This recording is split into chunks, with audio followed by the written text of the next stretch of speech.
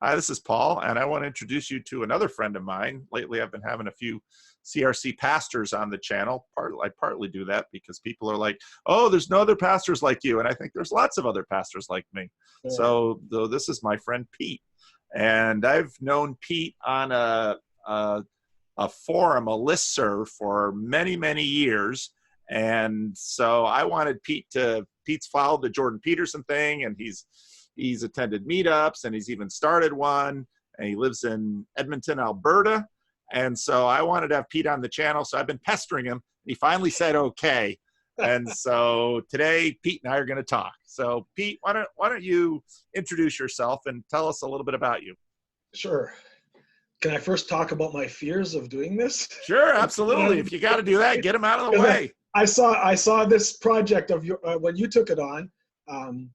Suck you into a vortex is the language that I've heard. I think you've used that language. Yeah. But I'm not going to go there because I have a lot of interest, and so now I finally agreed to do a video, and that's partly because a couple people from my meetup have said, well, I remember the first time it came up that somebody asked, does anybody know Paul Vander? And he was the only one besides myself. But since then, another person has said, well, why don't you talk to Paul? So I thought, okay.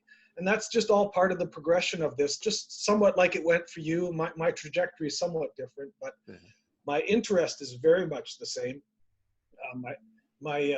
Unfortunately, you only have older friends who have long stories, and I'm a storyteller. So I'm just going to say that I'm going to point out some of the similarities I know between you and I. Okay. So both of us, our dads were pastors in the Christian Reformed Church. Yeah. Mine was quite a different type than yours. Mine was one who answered the call as a single man to come to Canada to serve the fresh immigrants after World War II. So they would advertise actually in the Netherlands for people to come and do that. So he took that on as an adventure, and then met my wife and my mom. Did a Sigmund Freud out on it.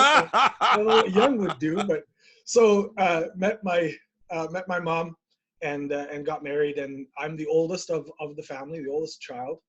And I didn't know you were the oldest. How many siblings do you have? I have 6 siblings. Wow. 2 are adopted at the end of the family, basically when I moved out of the house. After I moved out, so I don't know them well.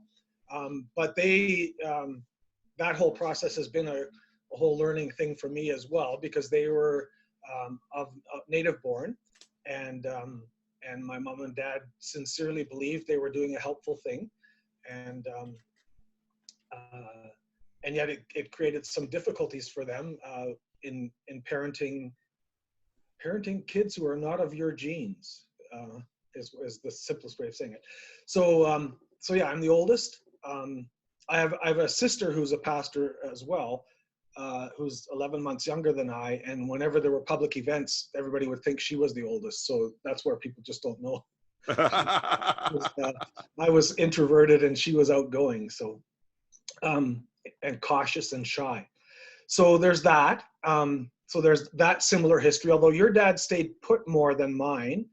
So we moved every 3 to 5 years, and then we moved to Europe at one point. And so that's where you and I have an overlap in the sense that I have cross-cultural experience, although it was back in the homeland, so to speak. So it's very interesting now, although there's fewer of them around, but I can understand Dutch, right? And so sometimes these older people after church, they'll be going, "Wat hebben we met die man?"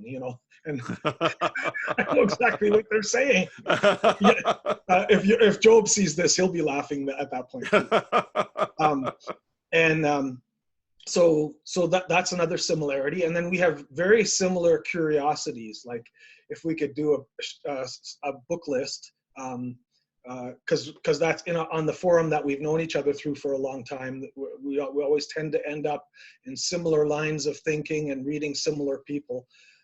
Although there's been a few that you've read that I tried, but it never worked for me. So I've read very little of C.S. Lewis, actually. Really? Yeah. Wow. And although his like the Four Loves. I remember reading that one, but his fiction, like what do everybody see in this, right? I had the same thing with the movie. Oh, can't think of the name of it, but there was a movie where everybody was going nuts about it, and I didn't understand. But Rene Girard, I just watched a video of you talking to a guy about Rene Girard. I've read just about everything by him. And, Really? And that's part of why I'm agreeing to do a video, because any video that you do that I've watched, I'm talking to the screen. And so well, that's how I got started. Yeah, exactly. So I'm sitting there thinking, man, I should just put a camera on myself and then talk to the screen, record it, put it out there, see what happens. Yeah. So the two things find your own vortex. I know. No, I'm scared. I don't like vortex. So the two things I would want to emphasize on top of what came up all in that video, and he did summarize it well. And I also, so a couple other observations. First of all, I'm ADD, so this is what I'm exhibiting right now. And it's so interesting when I hear myself say how annoyed I get with Jordan Peterson for going off on tangents. Well, mine are narrative tangents, and you should be able to always stop me and say, now, how does this tie back to what we were talking about before? And I should be able to trace it back. Right? So, Rene Girard does a wonderful job with Cain and Abel, just like Jordan Peterson does. And that's where I do see the mimetic theory. I have a harder time understanding that than Rene Girard's scapegoat theory. And where he ends up, where I don't think that was in the video the other day, was where then he says Jesus was the ultimate blameless, the only blameless scapegoat. And so Girard's theology all circles around that. Now, as a Reformed theologian, I've had to think hard about it because this doesn't come easily to me. I'm that much of a theologian, but I recognize that if you embrace that approach, where he kind of emptied the scapegoat pattern of its meaning, right? And he did that sacrificially so that we could see that there was a better way. It still negates this thing about Jesus paying a price for my sins, or it can easily go there. So I haven't worked that part out yet. But yeah, it was exciting to hear that guy explain. But the side point I was going to make is like, I was enjoying that when you do interviews with people who tend to be in the preaching scale of things, you can see them getting animated and going for it, And you're preachers. So this is what you do. This is why you got into it. That's why your community put you into it. And one of my favorites from you, and I think you know me well enough that I'm not really mocking you in this, but is when you go into what I call Rabbi mode, and you're sitting in front of the computer and you're going, and I think of you as Rabbi Paul, right? Reformed Rabbi Paul. That's just fun.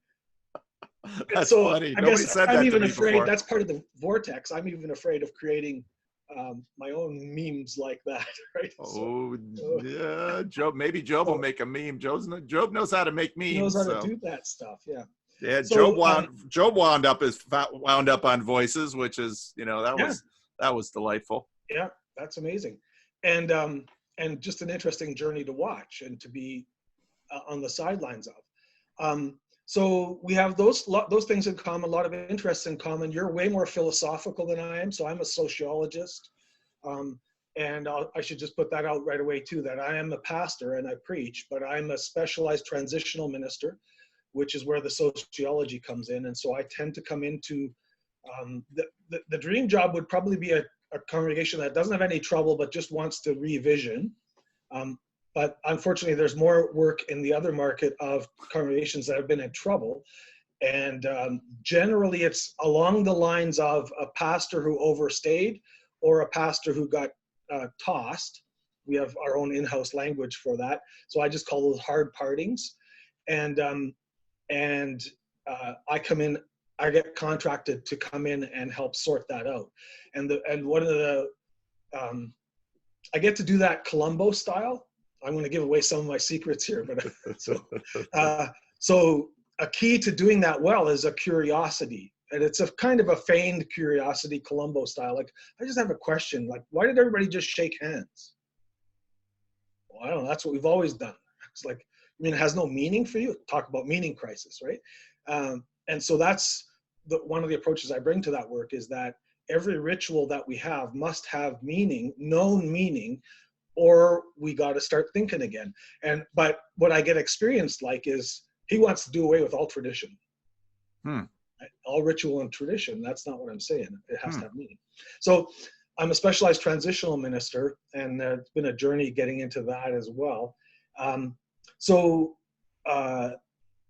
Working in that capacity here, I have 5 adult kids, 3 of them are married, and 7 grandkids. Anyway, Jordan Peterson came up on that forum that we were part of early 2016, I think. And my interests in him are similar to yours, in the sense that I like a guy I like anyone who will stand up on principle. In fact, the principle doesn't matter necessarily to me. Is like, just, now that's gutsy, right? So like even the guy that stood in front of the tank in China at Tiananmen Square, right? Somebody who does that kind of thing. And so when Jordan Peterson did that was when he first came into my awareness. And then some of the videos of the protests, and I was amazed at how calm he could stay. I think this overlaps with you as well. Yeah. I couldn't do that, and I was thinking of all these smart things that he could have said in those moments, and he just sat there and looked at them, and beginning to see that the wisdom in him and the stability in him that allowed them to just let themselves look foolish without adding to it his own foolishness to it. That was something.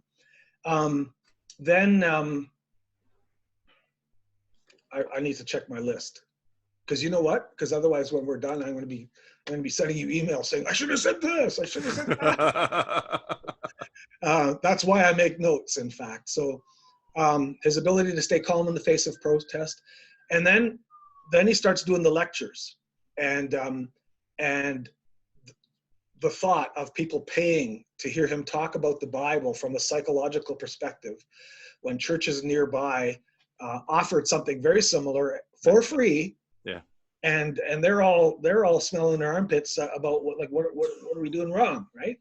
So I knew right away there was something there to learn as the church, as the institution. Yeah. And then I started finding his content not objectionable.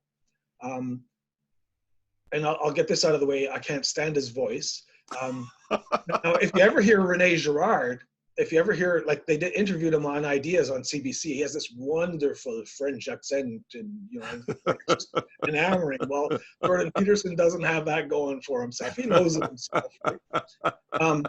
And his need, although I understand the need, I think, get on with it, man.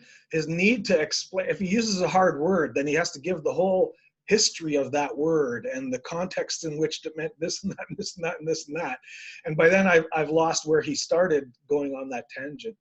So that bothered me. So and to this day, I'm up to about a half an hour at a time of actually his videos and yours. So that I must be a real good product of my time, where my attention span, like 15 to a half an hour, and then I got to take a break, go do something else, and then come back to it. Even this one that I'm going to be in myself, I might have to do. Okay, so, and then I became aware that his content was being consumed voraciously. At first, it was just his lectures online, and I watched a few of those, but like I said, I had trouble with that. Then I started hearing reports and stories of lives positively changed by what he said, so that got interesting. Then I started hearing, this was now mainly through you, stories of people seeking connection with some kind of Bible-associated group. And then you put me in contact with one of them, and I checked with him, and I'm allowed to use his first name, so with Jason. Okay. So one day I get this email, trying to stay out of the vortex. And by that point, I had attended a previous iteration of the Jordan Peterson meetup here in Edmonton. I had just attended as a person. And there were some hard experiences. You mean you didn't wade in as a pastor? Right. Okay. You just attended as a person, as opposed to a pastor. Yeah, I didn't know how to say that, but not wearing my collar. I don't know how to describe it. But no, partly because I just wanted to engage people that lived outside of my bubbles. And I wanted to engage in a way that still remains for me, although that's less easy now. But I want to engage in a way also so that my bubble thinking would be challenged, and I'd have to stretch my bubble maybe to fit something else. And another piece was that I don't know if you've heard about the Colossian Forum group, but a number of people are starting to recognize that we need to learn how to have hard conversations together. We need to learn a different way of talking, whether it's within the church or outside the church. There's something falling apart. Yeah. And so I have a huge interest in, okay, am I capable of doing that? Or am I going to slug somebody and get arrested? And, so those were part of my motives. But when I went plain clothes, as I call it, to the meetups, then I had some very interesting experiences. Another video, another time. But then you put me in touch with Jason. And so he was curious about church. He tried a few. I recommended a couple to him. And each time I would have coffee with him to talk about what his experience was like. And I don't know if I've told him this in person yet, but he's going to be watching the video the moment it comes out. I know that. So, but he said, the way I remember what he said was, whenever I visit a church, I feel like I'm being treated like a prospect for conversion. And I just waited. And then he said, and that's not what I want. I'm looking for a community to grow in. And for me, that was just another piece of the wind of the vortex calling me. Because that rings true in you over a lot of years and a lot of conversations that we've had. Yeah, that tapped into something in me, that somebody would say that, where I've had a suspicion, even a conviction that was the case. I've always been astonished at how well I can connect with people outside of the institutional church. Yeah. Sometimes it's very annoying. My kids, I don't think any of them will see this, but my kids laugh at me because I'll be going to pay for the fare to get on the ferry or something like that. And next thing you know, the person on the, that's taking my money is telling me their life story. Yeah, I don't necessarily want that, but it just has been happening regular to me. And so they just stand there and wait, and they just laugh, because they kind of know I don't think I'm inviting it, but maybe it's the beard, or maybe I just smile too much. I should look more serious. But so no, you'll say something. You'll add. People don't just do it. You give them a little indication that you're a willing ear, and they'll go. And that's a beautiful gift. Right. Inconvenient at times, but a beautiful gift. Yeah, it's inconvenient. Yes. Yeah. Because you're bringing to mind now an experience that I had while having coffee with Jason, and this homeless guy started interrupting us, and it was pretty clear. Well, I don't know, he could have been high. This guy sitting next to us, I shouldn't put labels like that, but this guy who the evidence showed was not in touch with reality properly, tried to just kind of barge into our conversation. And I could tell that he was trying to match the sort of conversation we were having at the time. But again, this is my human nature. Then he's a human being, right? And he's being annoying. And yeah, because I'm a nice guy too, I engaged right away and I tried to make it a conversation. Yeah. And then I realized he wasn't capable of that. Yeah. And so then I just said to him, and again, that comes out of a lot of experiences with my version of your Daniel. Okay. Yeah. So I just said to him, listen, my friend and I here, we have a conversation we need to finish. So is it okay if we just go back to that now?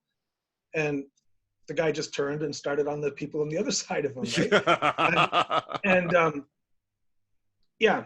Anyway, Jason revealed he found that striking, and because when we finished the conversation and parted ways, then I went back to the guy and I said, "Thank you for letting us finish our conversation. It was, I guess, unnecessary, but for me, it was necessary, right?" You're a pastor, Pete. You care about people. You do. And that's always. I only care about people's perception of me.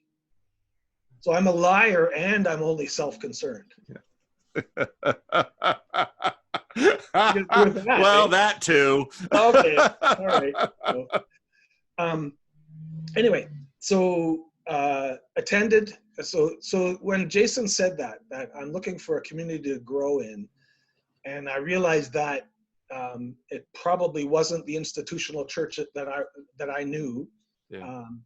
Then I thought, okay, then the other meetup had fallen apart by then. I thought, okay, then I'm going to start a meetup where I can meet some of the things that I want to do, but then also a community where we can talk about Jordan Peterson stuff and grow and learn together. So Yeah. Yeah. so yeah, that's So how has that been going? Your own meetup? It's way harder than I thought. Really? Even as a pastor, you're saying that? Oh yeah. Where are you meeting?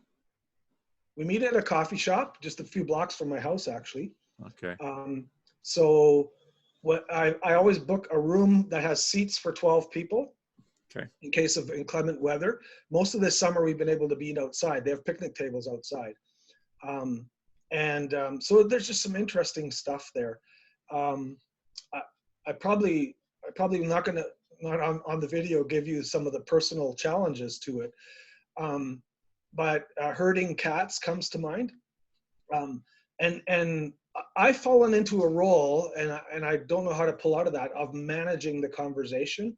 When I've heard you describe your meetup, there seem to be a couple people that have taken over to help that.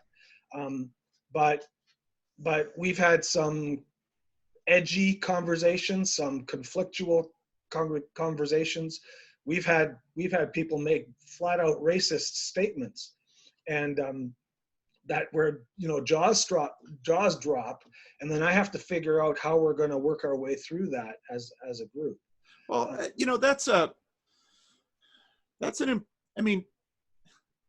I get frustrated sometimes because people are racist. They are. Yeah. And we want people to be honest. And so people are going to make racist statements. And right. then you have to figure out, okay, well, how are we going to talk about this? And right. I mean, that's part of the other goal, where you want a group where people can be transparent. And, another idea, which is, let's say someone is racist, maybe they shouldn't be racist. What's part of the process for them working through their racism? It's going to be talking about it, right. as well as meeting different people and so on and so forth. The challenge there, though, Paul, is that, and so I mean, this is what I've been thinking about a lot, because I encountered this, right? And even though I'm going to name that they came from a Christian perspective, right? And so this was more along the lines of the Muslims are trying to take over the world, and then anytime. Oh, they are. So are the Christians. Yeah, well, yeah, but but with it, when you're in a context where you try and show curiosity and they double down, then it's not a conversation. And so that's where I get stuck. I don't know what to do on that. So, but I mean, that's just one more recent incident. I've had a couple people that have been quite consistent, although one just dropped out. I saw who had he kept talking about something that I just didn't understand, where he had this whole theory about how all spiritual activity, and I'm not even suspecting mental illness. I think this was sharp thinking, right? Yeah. But it can easily be mocked. But where all spiritual activity happens in the lining of the brain, and he had all biological and explanations for all these processes, and that if you learn to manage that, you can achieve a state called flashover, or the flash, and he believes it's the core of some of the religions. The Buddha achieved it, Jesus achieved it, right? And like I want to present this seriously, and I was grappling with trying to follow what he was saying. Yeah. And I would say that every once in a while. I was like, your responsibility is to put this into language that I can follow, because he was frustrated that nobody understood, right? Yeah, yeah. So you get that, but I also have. There's some really, really interesting people that come, but there's a lot of turnover too. I don't know. Have you experienced that? Well, there are almost 200 people on our meetup list who get notifications. Right. And pretty much every meeting will get between 12 and 30 people. So there are, now that we've been doing it for almost 2 years now, well, not unlike church for some people, they won't be around for a few months and then they'll hop back if they've got nothing to do on a particular night or something happened. And so there are way more people who are sort of members of the group, but again, sort of like church, there's sort of a core. And I look back, and of course we Calvinists can talk about providence, but I was very fortunate in the timing of everything for me, because I made my video at the right time. I started the group at the right time. And so when the group started, we just the first couple of meetings attracted the right people to sort of become the core of the group. And that core set the culture. And so a lot of things that, in talking to you and talking to others who are struggling with their groups, we haven't had a problem with, just because we hit a certain size and a certain culture. And so when some of these things come in, the culture just kind of takes care of it. And so that I see that as a matter of timing, because what's also interesting to me is the demographic that I have compared to what was at the earlier iteration and compared to what it sounds like you and others have, because you seem to have a lot of 30 to 40-year-old, roughly 20 to 30-year-old 20 men. to 30. So men that was part of the 30s. earlier iteration that I went to plainclothes, and there was a lot of evidence there. If a reporter was there plainclothes, they could write articles about the scum of the earth that are attracted to Jordan Peterson. So I mean, that's how the report would go. But what I saw was wounded young men, confused young men who are completely lost as to how to have relationship, and particularly relationship with women. But I mean, I can tell that comically, but it was kind of a sad representation. And that earlier iteration too, of course, maybe I qualify as well, but social misfits around the table were strong, right? And I remember one time particularly, there were about 14 people that came, and there was one guy at the end of the table, and by the end of the meetup, nobody was at his end of the table anymore, right? They all took away because of that. So a lot of wounded people came there, but the demographic that I have now is more my age, in general. I mean, and I had one lady come, and she has the book, and she's there for her nephew, right? And that sort of thing. So that tends to be more, and there's some curiosity and that kind of thing. I want to pause for a second, because I have someone pacing in front of my door, and I'm a little curious what's going on. So I'm just going to pause this. Stay on the line. I'm just going to pause this. Take me with you. And then I'd have to edit probably. So I have another homeless guy who's sort of been seeing if he can take over Daniel's old spot, and hasn't, he doesn't have the same, he's not Daniel.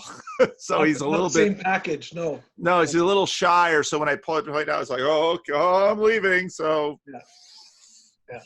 anyway, so I figured that was him. He's been around lately. And so anyway, but it's really interesting to me, because of course, I mean, we know this with churches too. I mean, every group is different, but then also the idea that, I mean, you would attract people your own age. And I think part of this is sort of the Jordan Peterson visibility curve, since his never-ending book tour, his wife's illness, his own issues. He's kind of sunken off the radar. And so, my group, I didn't have, I wouldn't describe the group that I had really as misfits. Well, a lot of really capable young men, but the issue, and one thing I very much want to do more videos on, the issue of the, what I call the generational handoff, that, young men and young women looking, trying to, meet, match, mate, carry on the human, human society. And it's, I don't know about Edmonton, but here on the West Coast, there's some real breakdown going on both sides, and it's not good. It's a lot of unhappiness. Pretty much the very first one I went to, the first conversation I was privy to was a young man explaining how a feminist friend of his, a lady friend, had lamented to him about how she couldn't keep a boyfriend. And so he made a big scene about how he had pointed out to her that it was her feminism that was the problem. And I'm sure that went over well. Yeah, well, this is not a romantic relationship, so, whatever. And then, like within minutes, another young man at the table starts talking. So he's almost in the role of this feminist woman that had just been described, and saying, I can't keep a relationship with a woman where, like if I had $1 million, I couldn't do it. And I bet you he could if he had $1 million. Well, yeah, maybe $1 million would do it. Maybe that's what So, I'm kind of fictionalizing this a little bit too. I don't want to be too specific about what I experienced. And basically, it's their feminism that makes me unable to have a relationship. And so then this is my curiosity thing. So what do you think the solution is? Well, he outlined what I call Maninism as a, so let's all become Maninists and we'll set those women straight, and I tried to help them to have a conversation where, how's that going to work for you? That's right. That's right. Well, a bunch of men all by themselves being Maninists, I don't know. But there was a lot of that. Yeah. And it's a different group now. And for the most part, we have some very interesting conversations. And I assume you experienced this too. I should back up. The first meetup that I had, we had about 15 people there. That was the biggest one. And I just looked at 129 on my list right now. Mm-hmm. But I have to limit it to 12. And Saturday afternoon is, because part of my challenge is organizing too, arranging the meetings and stuff like that. That's not my thing, but I took this on, so I'm working on it. And a lot of people early on indicated that Saturday didn't work for them. So, but I tried one Monday night one. I did a poll and they said Monday night would work, and only 4 people showed up. I booked a whole church room actually for it, because I asked, would you mind if it was at a church? Because I can get a space there free. That was really fun. When we had a bus driver guy, when we were talking about the idea, and he said, well, why doesn't somebody talk to does anybody here have a church they can talk to? That was before they knew I was a pastor, right? Because my group now, I've come out to the group that I'm a pastor. I'm no longer in the closet on that.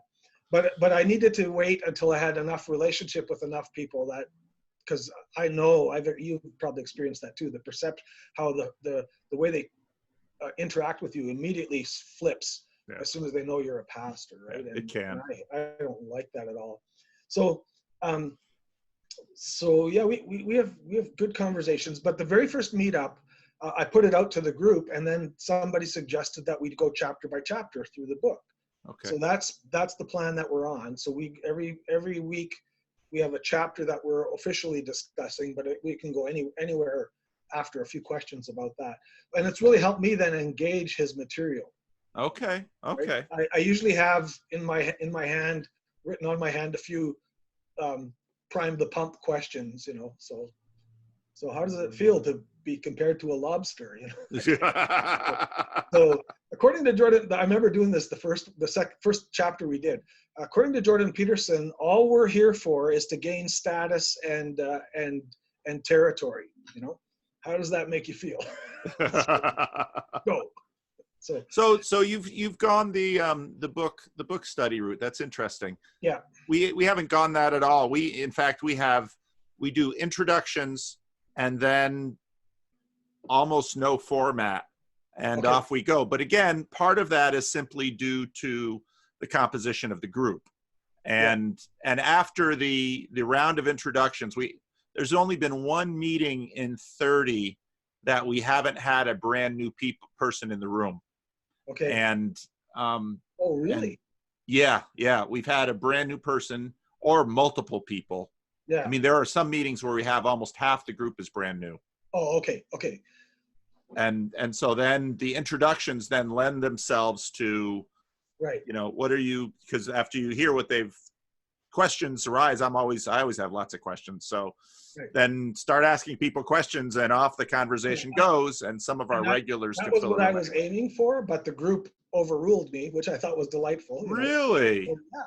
And so I said, okay, I'm not really when that came up, I said, that's not really what I was hoping to do. I was hoping to, at that point, a lot of the women that came, I'm theorizing, I don't know, but several of them knew each other from about 4 or 5 other meetups. So I suspected maybe it's sort of a, let's, you know, it's better than bar dating or something like that, kind of a thing. And so there was nothing wrong with that, and they had good input, but I noticed that they trailed away after a while. So I'm honoring what the group decided that meeting, even though nobody from that particular group comes anymore, right? So in other words, we get not only new people, but we get turnover. But so it's good to have that structure. I do the introductions as well, but what I've also started doing is part of the introduction has to be whether you've been there before or not, because I saw a couple people, we started already doing inside jokes and stuff like that. Right? Yeah. And because I have a sociology prof that comes now, and this is a lot of fun. But I teach some of the techniques sometimes that I've learned, right? Well, it's just a technique of couching your words rather than saying things bluntly, right? Or prefacing by saying, what I hear you saying is, not that, and not putting words in people's mouths. Stuff like that. Right. So now they kind of playfully mock me when they catch themselves and go, oh, what I hear you saying is, right? Yeah. But so there's that kind of inside joke stuff that can make newcomers feel like, well, I don't know what's going on here. Yeah. So that's why I have them make, as part of the introduction, say if they've been before or how many times they've been before. And I'll usually make a joke about, we're really nice to you the first time you come, and then look out, or stuff like that. What I also often do is throw in I have a whole stack of icebreaker questions. You know, if you could have lunch with any author, who would it be throughout time? Those kinds of things. My next one, this will be a heads up for anybody coming to the next one. Who would you like to see Jordan Peterson have a conversation with? My answer is Brene Brown. Brene Brown. Yeah. I see a lot of overlap. Huh.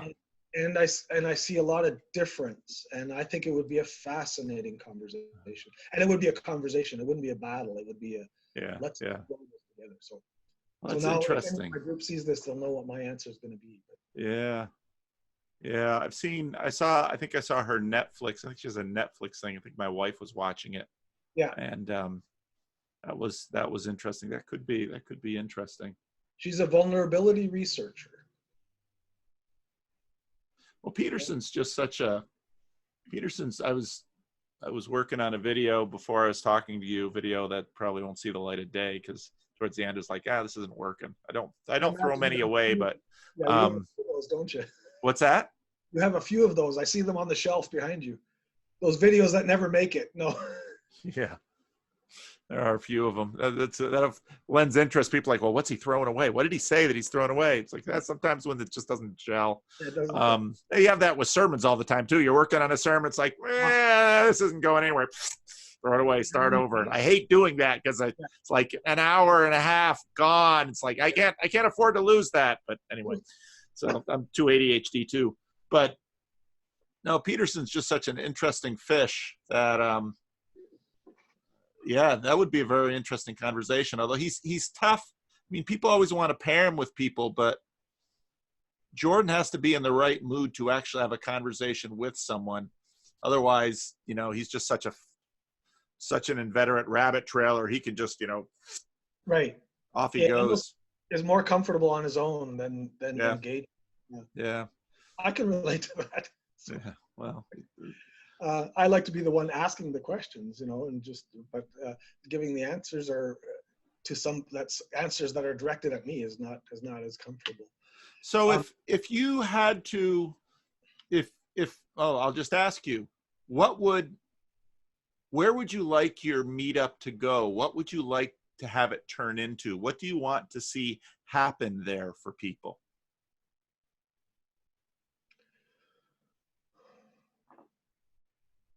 Because you're an idealist, and so yeah. So it's interesting that what comes to mind is what I don't want to have happen, which is important to state. Okay. Huh. So the people at that table are not prospects for conversion for me. Yeah. Even though you're a Christian minister. Yeah. And that's what keeps confusing people about me, because the image of a minister has gotten so mercenary that they're like, well, you can talk to people. Well, yeah. Right. So that's actually a pretty big piece. I mean, it's not like I put it out of the possibility, but it's not my objective. And so my objectives are somewhat selfish. I'm just learning, like I said, to speak outside the bubble, and to just practice engaging people that are different than myself and see what kind of conversations that can develop. And what are the keys to making that a conversation, right? That's where I was telling you earlier that the people that come with a certain rigidity, it becomes, it's when it's no longer a dialogue, when everything I say is a launching place. I told a story at our last meetup of buying a car from a Muslim fellow in Grand Rapids, Pyramid Auto Sales. I love the name of that place. And I knew nothing. I was almost finished seminary. And I knew nothing about Islam. And I saw a plaque with some writing on it in some squiggles, right? And so I asked the guy, you know, what is that? And he said, oh, that's a quote from the Quran. And so, and it was Christmas time. And so I asked him, oh, you know, hey, I'm curious. What do you guys do do you observe Christmas? So he gave me an answer, blah, blah, blah. And I ended up buying the vehicle on a handshake, which I also really like. It's sort of like people that stand up for principle. Is like, for 3 months, anything goes wrong, I will fix it for you, he said, right? So I even invented a squeak to test him. By then I knew there was some curiosity developing. Yeah. So there was I don't know, off the top of my head, I don't get the timeline exactly right, but there was another time when I came there and he offered me a coffee and he didn't take one himself. And so I said, how come you're not taking a coffee? And he said, well, it's Ramadan. What's that? You know, I'm so ignorant. And anyway, that one of the times when I brought the vehicle in, because there was something with the brakes, he had it put into the shop and we're sitting in his office. He does not know that I'm a pastor, right? I'm just a guy buying a car. And he says to me, I'm really disappointed with my religion. Now, at that point as seminary and a lifelong Christian, you're supposed to know exactly what to say. Right? Yeah.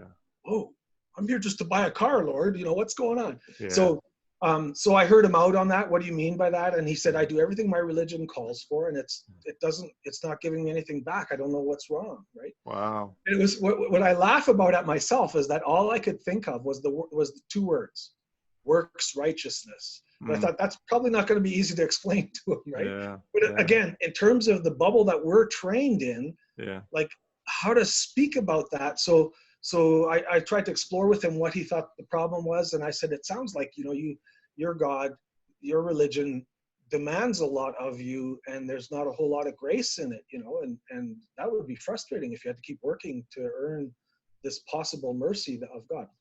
So what was interesting about that was that after that, I was never left alone with him again. There was always somebody else from the shop that would come and be very close by so that I couldn't follow up. Because I went home and got a little bit equipped, right?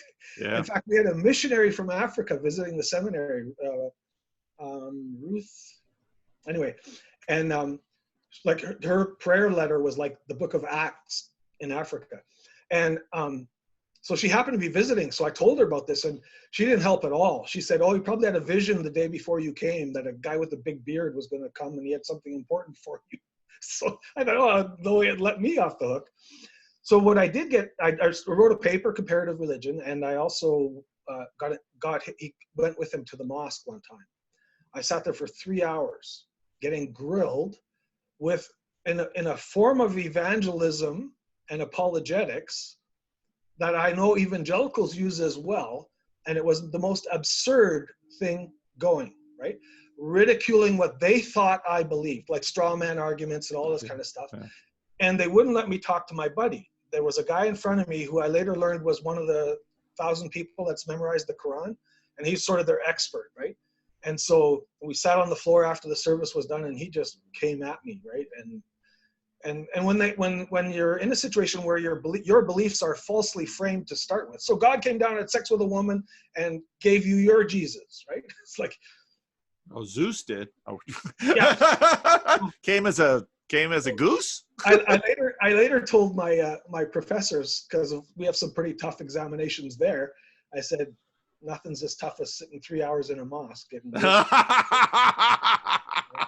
And they bragged to me that there'd been a Calvin College student there the week before that went home crying, and they were pretty sure he'd lost his Christianity. Wow. So but I only told the story about the coffee part, right? Yeah. And I said, I gave up taking a coffee out of respect for I was willing to give up taking a coffee if that would have been an offense to his religion. Yeah. And so one of our participants said, that's ridiculous. You never give any leeway to Islam. Right? So, and then doesn't make it a conversation. And so then you just end up stuck. So anyway, that's some of the interesting stuff that happens. It's very engaging, and I'm learning a lot, and it's actually very helpful for me, but it's also tiring. Yeah. How often do you meet? It's about every 3 weeks. It's kind of like once we've done one, then I look at my calendar and see when the next one's going to work. I started supporting our local soccer team, and they often play on Saturdays, so I have to schedule around soccer games, although that season's almost done. But yeah. So did you answer my question? What's that? You know what you don't want the group to be. And I should frame, yeah. I mean, I have this weird thing where if someone asks me, do you want everyone to become a Christian? I'll say yes. I'm just like the Muslim. I want everyone to become a Christian. Well, how are you going to treat people? And I think the answer to that is with love, because I think that's actually the Christian prescription of how to treat people, with love. Like, it's complicated, but that's why no one wants to be a project. And because that you've just dehumanized the person. Exactly. But so, okay, so you don't want your group to become some kind of proselytization scheme. No. What do you want the group to become? Christian evangelist shows up and tries that, they've got me to deal with. even careful words. Even a healthy Christian who tries it is going to have, and the absurd Christians, they're definitely going to hear from me. So, I got to tell you about another interesting moment where the sociology prof, because of the way the dialogue went, Calvinism came up, and the sociology prof asked a very good question. She said, is there some kind of connection between Jordan Peterson and Calvinism? And my buddy Jason, who's an explorer, right? Bam, bam, bam, three overlaps between Jordan Peterson and Calvinism, right? Interesting. Jordan Peterson nails total depravity, or nails what we call total depravity, right? Yeah. Boom, I think the second one was personal responsibility. That we need to take personal responsibility. I tend to forget the third one, but I remember it being 3, right? And I'm going, oh, Jason. So I mean, even that he'd given it thought was kind of interesting, right? Yeah. So you still haven't answered my question. I'm going to hold you to this question. I want to hear it. What do I want it to become? Yeah, well, if you okay, you're doing this every 3 weeks, and you're spending time, and it takes effort and all this stuff. There's a dream you're chasing. What's the dream? Oh, fame and fortune. You already said you didn't want to go down the vortex. Well, am I evading? Impact, a connection, relationship, okay. Growing together. Okay. Right? So my little thing about, like, a couple of them have learned to use the phrase preaching to the choir in the locker room as well, right? They know what I mean by that. There's a couple of phrases like that I use. What's the choir doing in the locker room? Well, see, that's when you get the in group in the inner place where nobody else can hear them, and then they really tell you what they think. That's quite a mixed metaphor. But I'm layering two metaphors to give it more vivid. It's a gift I have. Yeah. Well, I want you to flesh out this vision, though, because I mean, I'm not doing it just to troll you or anything, because because one of the things, so it was about the second or the third meeting that I realized that what had happened at the meetup was something that I had longed for church, but never experienced, which was that church would be a place where people could come with their questions and explore them meaningfully and seriously. Yes. That's what I wanted. And I wanted that from church for myself. Right. And I wanted that from church for others. Yeah. And obviously in a group, I mean, that requires a fair amount of people from a group, where in order to actually explore things meaningfully and purposefully and productively, that does require social skills. You know, it requires a lot of people, and it requires a lot of the group. But, and you know, then one of our members actually goes to one of our church plants up the road, and he said the same thing. You know, I've always, he'd grown up in an evangelical church, and he'd always wanted church to be a place where, you know, people can come and express what's truly on their heart, even if it is something that many churches would find offensive or ignorant or whatever category of dismissal. Yeah. So I long for that, but I don't see that in my as part of the Jordan Peterson meetup, because we're not consistent enough to establish that trust as the group that I have now. Where I've encountered that, and where I've had to deal with my own anger and resentment against the church, is in 12-step groups. So I worked in addiction treatment full time, and then before that, I walked with a recovering addict, and he took me to some 12-step meetings, and I was bowled over by the transparency, the honest struggle, and I'm thinking of my upper middle class church that I was a pastor of at the time. This was in the downtown east side in Vancouver. And I was thinking, man, this is, if the church could accomplish this, there'd be no stopping us, right? Yeah. And so I think you've helped me narrow something down. I'm hoping to learn some things at the meetup that I can take back to the church. And when you say things, do you mean propositional things? No. No. Okay. No. Examples of the barriers that they put up to people accomplishing exactly what you described. And there's zillions of them. I'm like, the more I look into it, the more I see, right? So on Sunday in the church that I'm at, I preached a sermon on cultural captivity, and I started listing some things.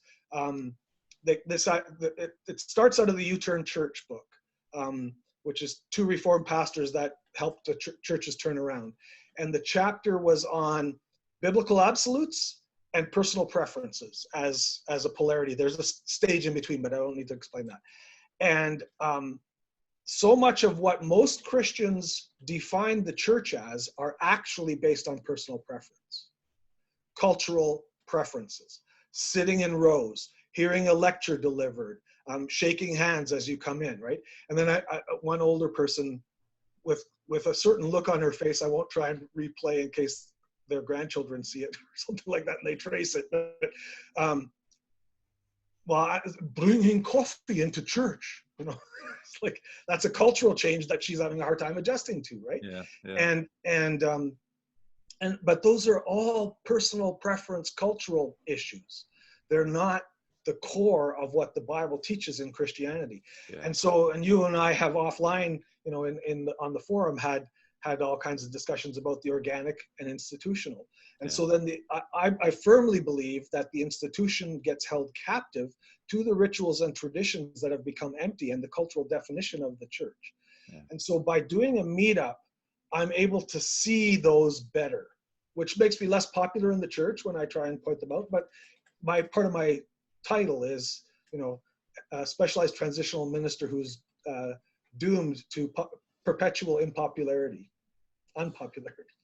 Well, and Pete, now that, and you and I have talked about this before, on Voices.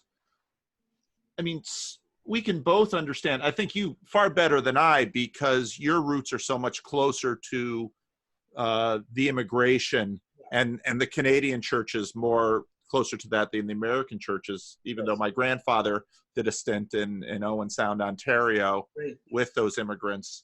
But, thinking about, this woman's horror that coffee would be permitted in the sanctuary, that's so much of the strength, but also the form of, obviously CRC churches with the Dutch, especially the Canadian post-World War II Dutch immigrants. And you and I have talked about this. I just finished listening to Hardcore History's treatment of the First World War, which is just a book on trauma. And then, of course, the Dutch and the Second World War. Now, knowing what we know about trauma, these immigrants come from the Netherlands, and the stories that I heard out of, coming out of my aunt and my grandmother, who very much didn't like a lot of what they saw happening amongst the Dutch immigrants leaving, how the Dutch immigrants treated one another, not so much how they necessarily treated. I mean, my grandfather was a saint. You could treat him poorly and he would bless you. Okay. And although he had boundaries, but he would not. He was not known for being a very exciting preacher, but he was a very shrewd pastoral pastor. Okay. And now listening to those stories, these immigrants come out of the Netherlands just bearing wounds of trauma, but we didn't recognize trauma as a wound. Yeah. And then they come and form churches. And, so much, if we had to write histories of churches in Canada from that generation leaving after the war, so much today we look back and say, oh, these people are just trying to figure out how to survive, and church is vital for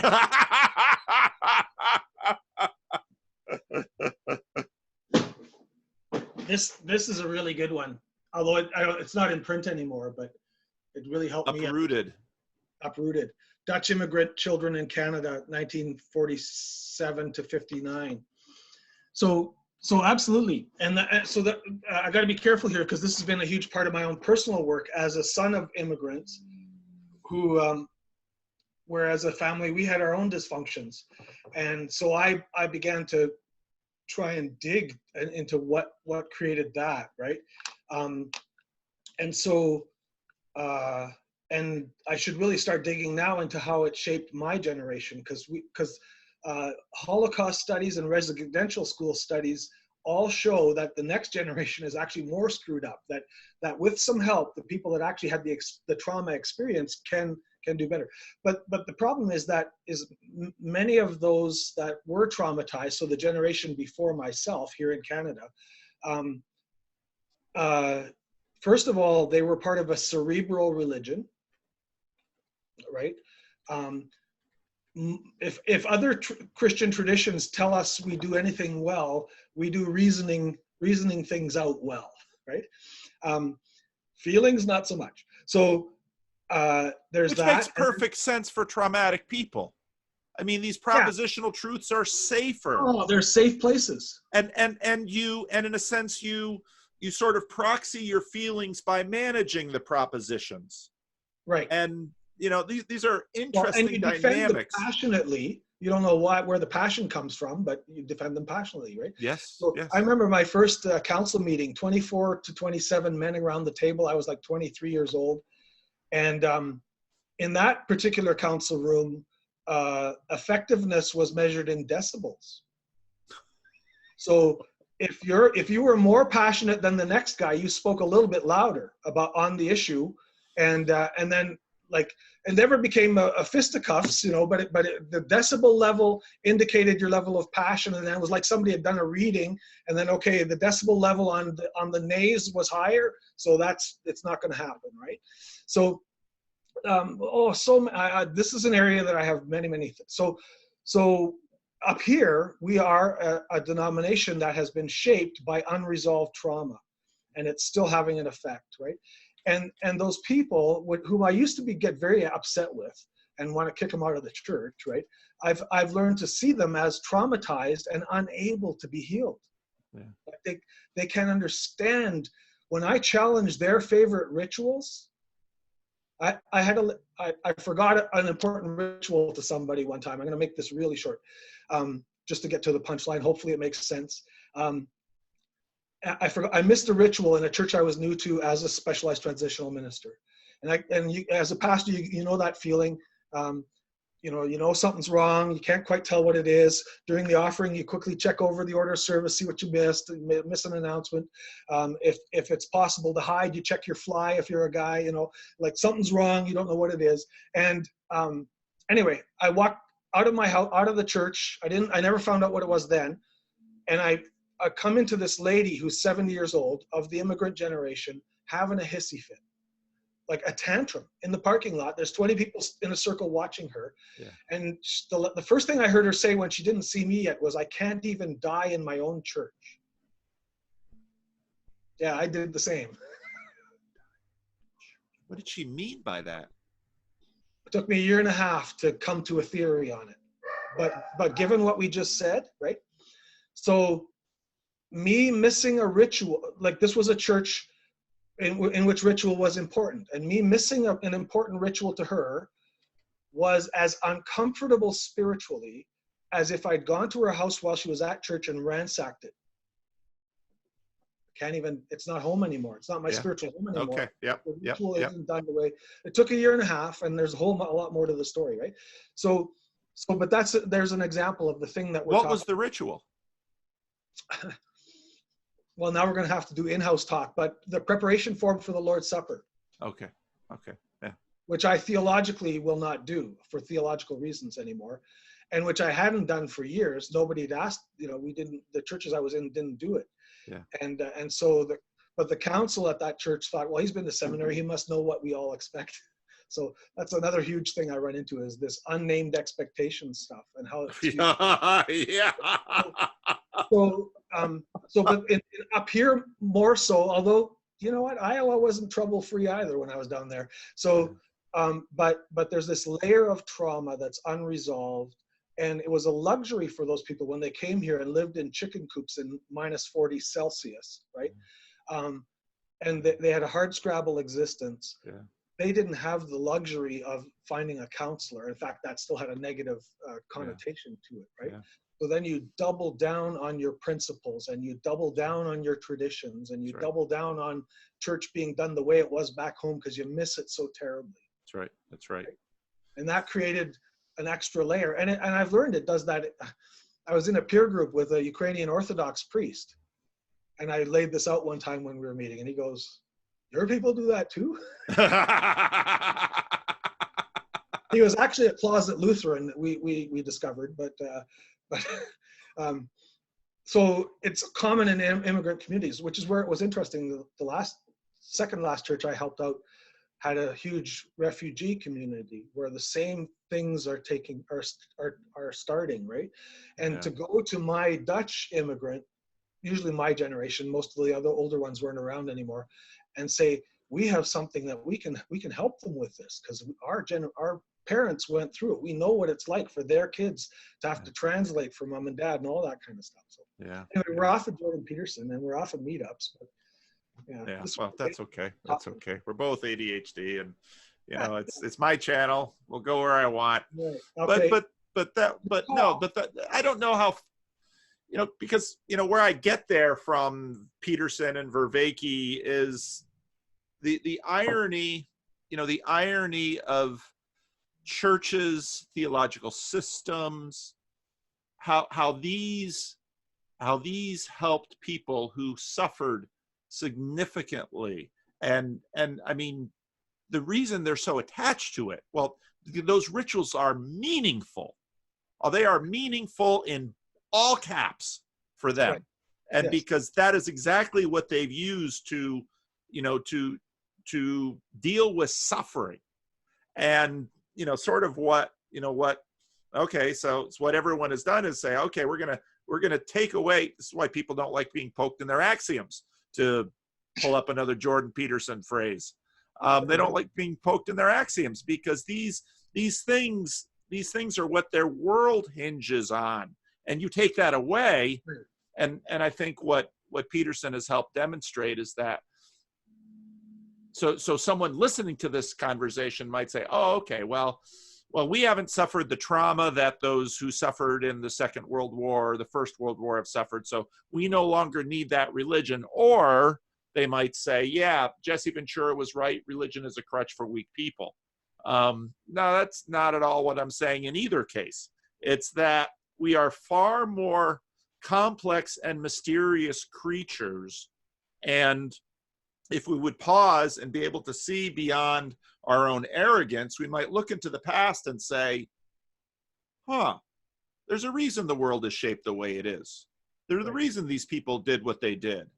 And, whereas in a case of something like that. Most of the context I've been in, that part has been lost, right? Really? Yeah. We like to believe that it's all, everybody knows it, but no, not really. So again, in-house example, but usually a lot up here still, a lot of the council rooms, if you come to preach, you go around, shake everybody's hand as you come into the council room, right? Yeah. So my favorite thing to do actually is then finish that and say, so does anybody know why we did that? See, right? and it has no meaning anymore. Here's the thing, Pete. I've known other pastors that have the same spiritual gift as you, and it's the spiritual gift of annoyance.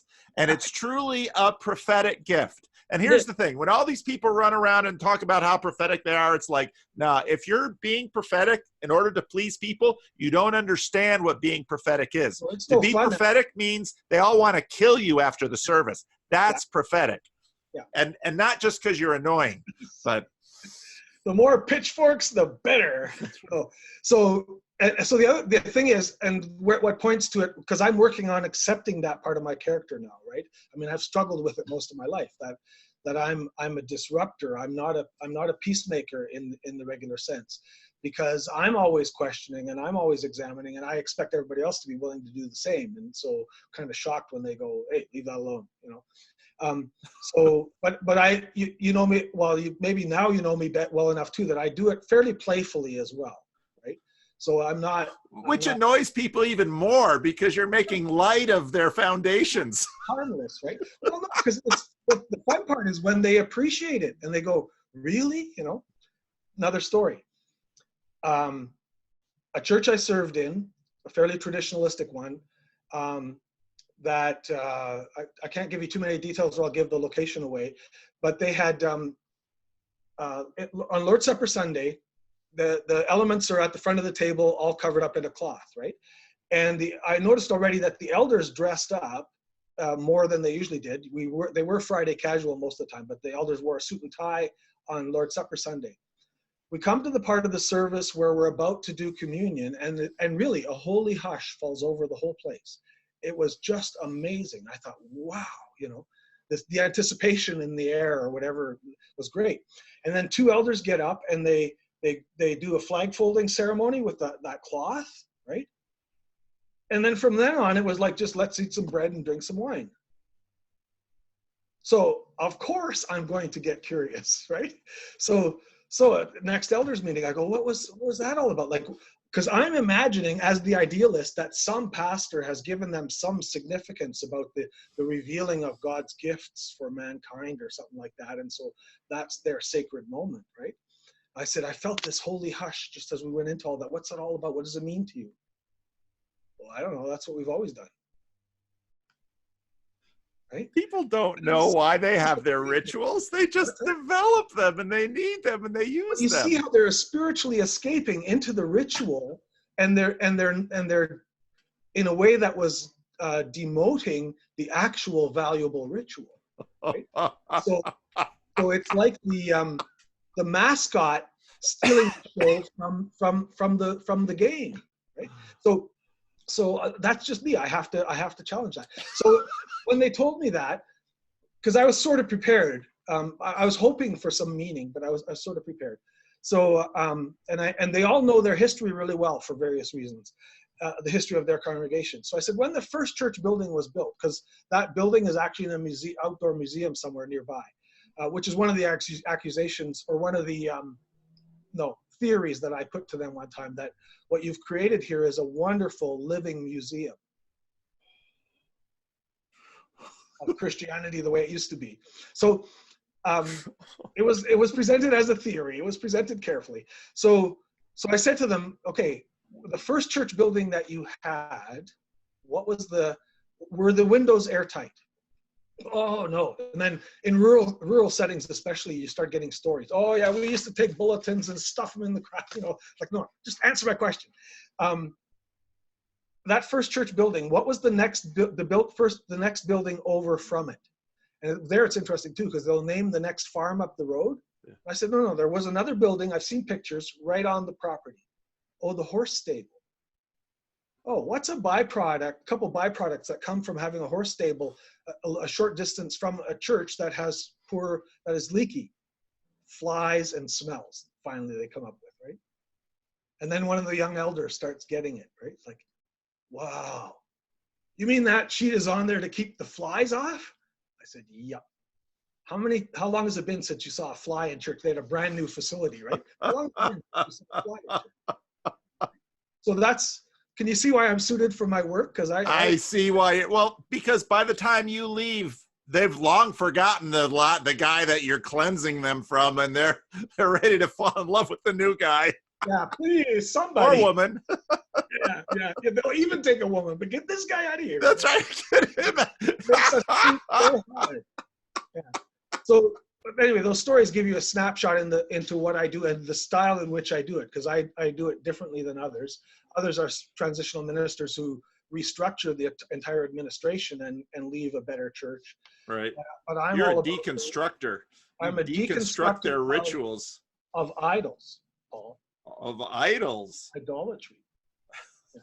I haven't told any of those stories, so they might not be the same as the ones I just told. But and a deconstructor of distraction. And I'm pointing out, this goes back to your question that I've struggled to answer. I'm pointing out the barriers within the church that keep people that come to my meetups from finding a place where they can feel at home, where they can understand what's going on, and where they can risk, in Brene Brown language, being vulnerable. Because the church, in my experience, is the last place that's willing to risk vulnerability. Some of them accomplish it. Yeah. Most of them, you're sharing announcements and you're crying. Like, okay, we'll add a couple minutes of prayer to that one then, but don't do that again. So there's a bridge somewhere in that with the meetups where I want to learn about engaging that world, and there might be more rude lessons I could bring back to the church. And of course, you have no rituals yet that have developed in the meetup. We have a couple. Like the introduction is a ritual. Yeah, that's true. That's right. True. And even now the acknowledgement of some of the little quirks that I've taught are ritual things, right? Yeah. So no, they're there. Every group has its rituals. Every group has its own way of declaring who's in and who's out. I think that's mine. That's my form.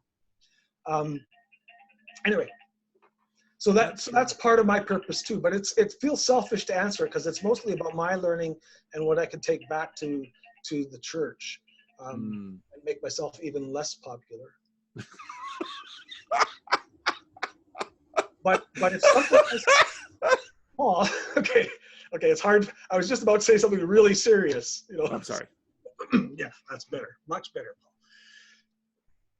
Because I firmly believe that this vortex that we're getting sucked into could spin off something different. I mean, not too long ago we had the emerging church attempts and stuff like that, but that this could spin off. When I try and imagine it, I think of it as a a pre-body of Christ church or something like that.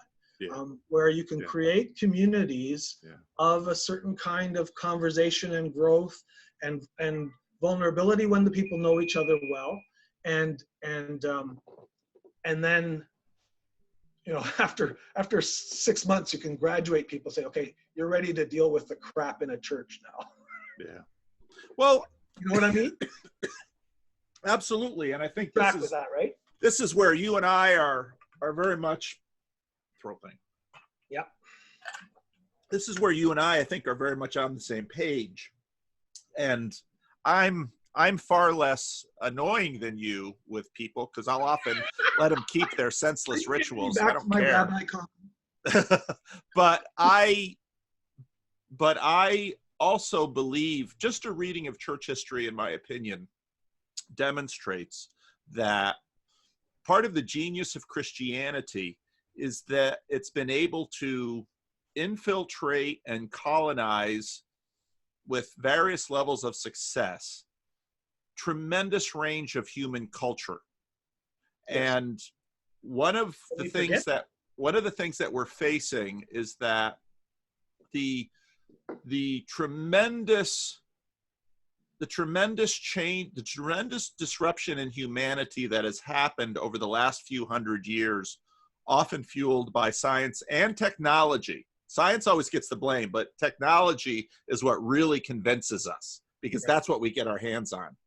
Yeah. Science is just theory. Technology is what we do. The cell phone teaches us that God is dead, you know, things like this. So we've seen this dramatic dislocation and disruption of churches in many, many different ways. And what I believe has to happen, and what has happened time and time again, is that the church, you know, you just don't keep this stuff down. The church works through this stuff slowly, and new forms of church come out the other end. But just like with those rituals that you point to, you know, someone would come to Living Stones, and we have all these church plants in the city, and they've all got weekly communion, and they've all, you know, they've been tinkering with all of their rituals, and kind of Living Stones is very behind the times in terms of everything we do, because out of deference to the saints that in many ways are this church, I will not force them from their rituals. But the church has also shown a capacity to extend generosity and afford this, you know, a support, a meetup. And because I think what we're actually doing with the meetups is, I think, I like the way you said it. This is, we as church leaders are learning how this next mutation in church will happen. And I know that a whole bunch of people over, you know, Howard's, Bishop Spong, you know, the church has to change or die. I think that book's garbage. And a whole bunch of other people, smart missiologists, that, it'll be, now the Seeker Church had its day. I think we are in the middle of a deep transition where I think what comes out the other end is both will look new, but also be refreshingly historical, because one of the things that I watch in the church plants are how they are reappropriating, you know, traditions in the church, and they're coming out in different ways. But these transitions are very disturbing for all of the reasons that all of your stories highlight. And you know, we certainly want this dear saint to be able to die in her church. I mean, we want that. But, you know, you as a pastor are saying the church, you're going to have to be a little flexible with some forms so that the function can continue to be given to new generations. Because I know that's at heart, you know, what you want to see. And so I don't fully agree with, I don't think I agree with what you just said. So, but anyway, we'll do that another time. So no, I'm not satisfied with her dying in her church with empty rituals being followed exactly. But it isn't empty for her. But it's not tying her to God either. it's not growing her spiritually. So that's where I had to. Well, you and I could have an interesting conversation about this, I think. On that one, I don't see it that way, and maybe there's work I have to do on that, right? I mean, I've had to learn to have compassion for people in that, because I used to just get right pissed off. Really? I was part of a whole group of us at seminary, who would have been very happy if while we were at seminary, all the CRC churches that existed would have fallen down in some specific location earthquakes, with nobody dying, of course, or being hurt, and that we could come back and build something new. Oh my! Now that was us. Oh my! Anymore. So you're revolutionaries. Well, but again, that's the shaping of being the next generation of the immigrant. Yeah, I can see that. And then when I came to a point where I recognized within my own family that my father particularly could not understand some of the barriers, and I realized, okay, there's no way of changing that. Then out of some of that, and reading these books that I showed you, I came to see the trauma in the people, and that so now I can accept them as wounded people, and I'll leave it up to God where she ends up spiritually dying in her church that she's comfortable in. Yeah. I as the kind of person and pastor that I am, I'm not satisfied with her being comfortable with the comfortable pew, as Pierre Burton put it, right? Wow. That's false comfort, Paul. I like challenging you. I'm not sure I agree with you. I think, well, if you didn't agree with me, you wouldn't be where you are. It's true. And if I agreed with you, I wouldn't be where I am. That's exactly right. Well, I love talking to, I don't know why, I love talking to people I disagree with. I don't know if that's weird or not, but I just love it. Yeah. Well, you have anything else on your list, Pete, or you want to wrap it up here, or what say you? I want to quickly ask you a few questions about. Oh, sure. About, like, if you had it to do over again. Had what, my last 2 years? Yeah. So, but I just want to see. I'm checking my list here on my screen. So, ritual without meaning. Look at that. We went into that without even getting to my list. Girard and Cain. The culture gap between the church, and we sort of touched on that, and then how the church is culturally captive to a particular sets of worldviews. That's actually making it less effective. So that's done. But if you were to start your channel today, for instance, would you do anything different? Like, would you still use YouTube, is one of my questions. Yeah. Would you get more professional equipment before you started? No. Okay. What do you use the camera on your? You have a Surface Pro, right? No, I have more computers than you can imagine.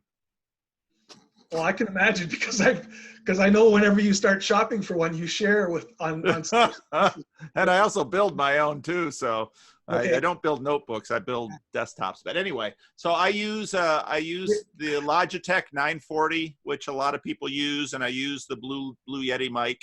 I learned early on that sound was important, and so didn't mind spending a few $100s, and that's not, those aren't pricey items. No. One of the things I do think about in terms of, so I know some people look at my channel and say, oh, you've got 12,000 subs. I don't see myself as having been particularly successful as a YouTuber. And I don't regret that.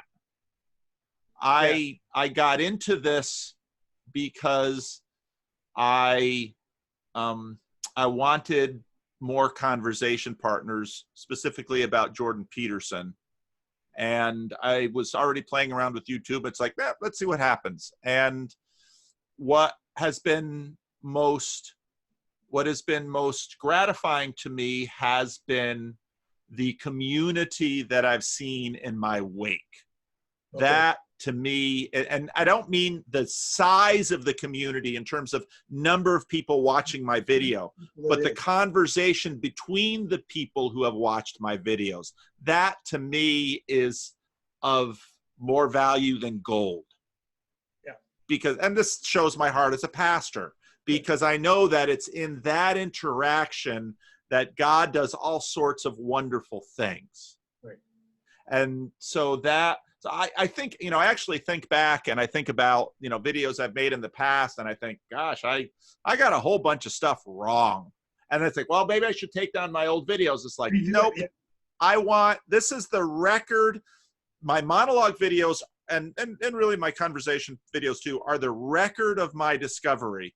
And I'm happy leaving it out there, because this whole thing for me has been just a big learning experience. And this has been one of the most fertile and fruitful learning experiences of my life. If I compare what I've learned now to, say, spending 2 or 3 years doing a DMin, I'll take this. So I really have, Can you turn no regrets. Can you turn it into a DMin? Do both. What do I need something like that for? Anyway, yeah. So I don't need anything like that. This brings up a joke. So a DMin, for Paul's viewers, is a Doctor of Ministry degree or something, right? And right. You do that while you're working. Yeah. And so in a circumstance where I was with a bunch of pastors, and I was at that point thinking of doing a DMin on this whole trauma question. Yeah. Unresolved trauma and immigrants. And so I said to the group, I'm thinking of getting a DMin. You don't say that around a group of pastors, so you have to say that, you have to pronounce it carefully. So, so you wouldn't do anything different. And I love how you just pointed out, because this is a trajectory of learning. And our culture has forgotten that too. Like, we're in a political thing here now too. And there seems to be no space in the political sphere for someone to have grown up a little bit from immature ideas they used to hold. Yeah. And instead, and this is something I've always refused to do, instead what we learn is to say the right thing in public, but then we preach to the choir in the locker room, and then we do this divide, right? Yep. And so that's partly also my character, where I won't say, well, no, I gotta, like, most of the time the words are 3 miles away from me, 3 kilometers away from me, before I realize, okay, maybe that wasn't the best thing to say. But it's very honest, So because I don't do, I'm learning some diplomacy. Have you ever heard of polarity management? You know Cecil Van Nienhuis, though, right? Yeah. So he did a workshop with us one time, and he's looking directly at me, and he introduces, as the starting concept for polarity management, he says, there's 2 polarities out there. There's diplomacy and candor. Which one do you lean towards? And he's looking right at me, right? So I'm learning some diplomacy. Like, the Columbo style is sort of a diplomacy kind of a thing, is where you just ask questions, right? Yeah. It all happens differently. If I just stood there and said, "You're all stuck in your rituals," that's not gonna get me right now. No, you sneak up on them and then tear away their warm blankie that they've been going to bed with every night for 30 years. Yeah. So that was the questions I had for you, because I'm still hesitant to start anything like this of my own.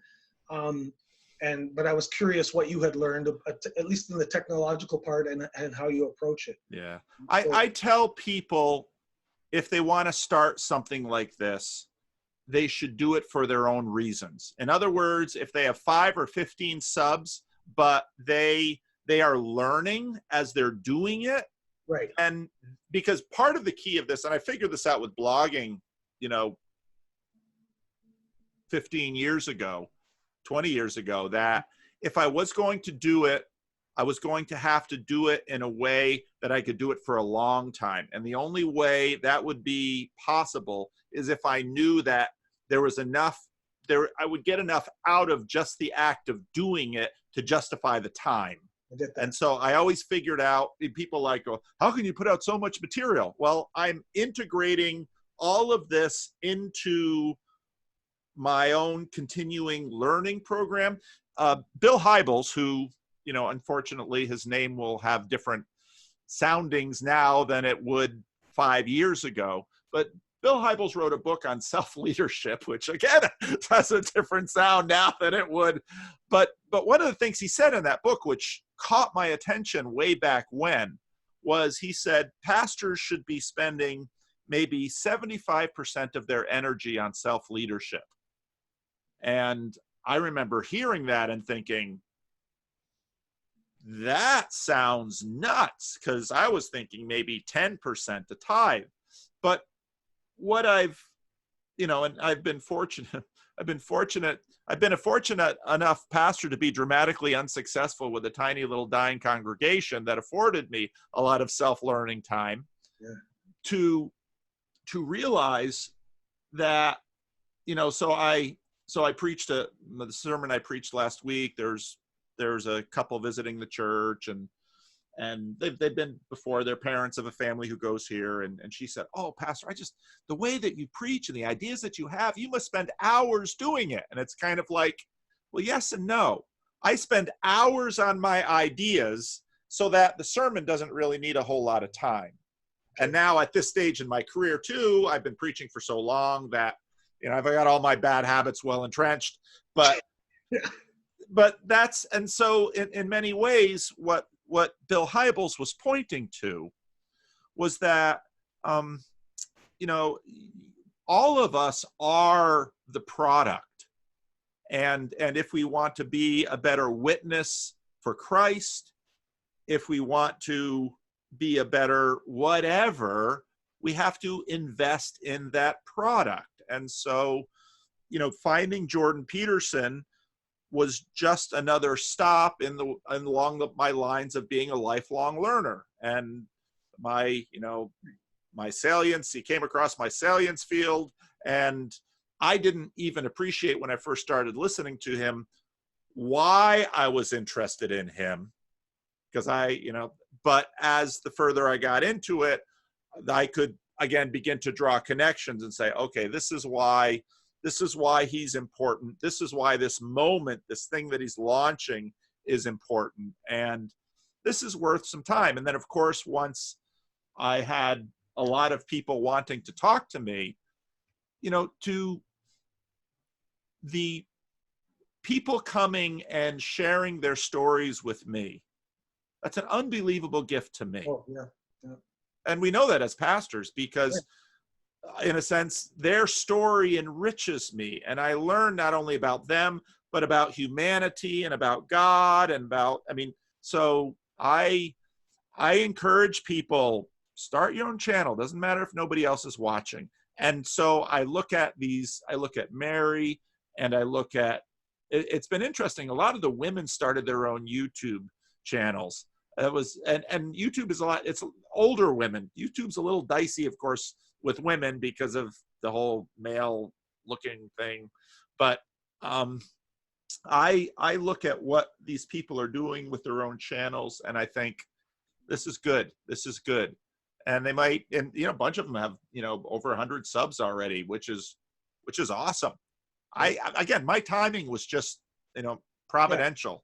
Yeah. And I was never smart enough to do any of that. I just listened to Outliers by Malcolm Gladwell, and he talks about these people that we think are famous successes, like Bill Gates, had access to a computer early in his life that was exactly that. And so in the book, Gladwell points out that there was a constellation of things that came together to create whatever degree of success it was.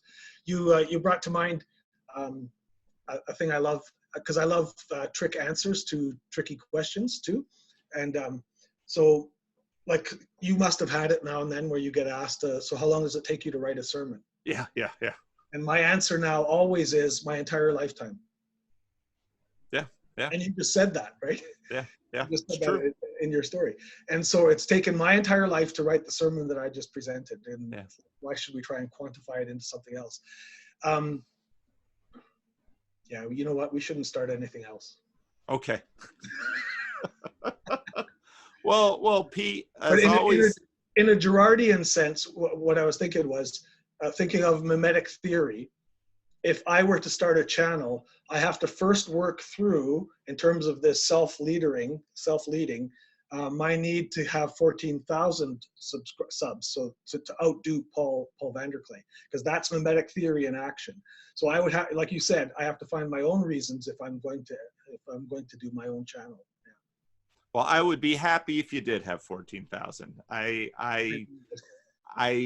think, yeah, and but again, my rule still holds. And actually, one of my, I tell my kids too, because they're young, I say, you probably don't want to do this because, I remember Tim Keller saying, anything I'd write in my 20s, I'd want to burn. Anything in my 30s or 40s wasn't ripe. Now that I'm in my 50s, it's okay to start writing. And I think there's a lot of wisdom in that. And so, yeah, I can go ahead and make mistakes on YouTube, and I can live with it. Yep. All right, Pete. So I have permission to post this, right? You do. Okay. We'll see if you get any vortex action. Yeah, or I could be the next guy living on the Lord's Landing there. This foundation of the Lord. We got a space for you here, Pete. Yeah, okay, good. Okay. It's comforting, Paul. It's quite a bit warmer here in Sacramento than it is in Edmonton, Alberta. Well, most of the time, yes. Yeah. Take care, everybody. All right, Pete. Take care. Bye-bye.